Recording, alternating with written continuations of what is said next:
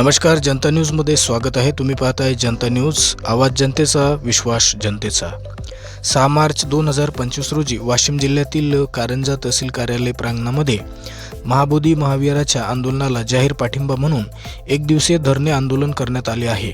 या आंदोलनामध्ये कारंजा तालुक्यातील व इतर ग्रामीण भागातील बौद्ध बांधव सहभागी झाले होते।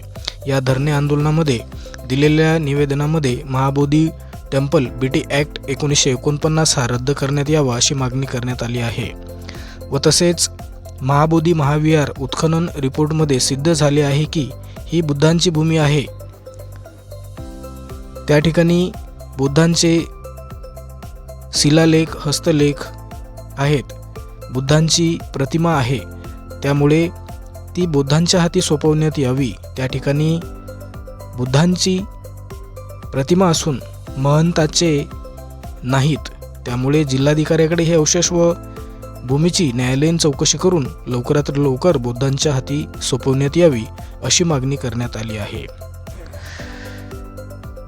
कारंजावरून सुभाष राऊत, जनता न्यूज, जिल्हा वाशिम।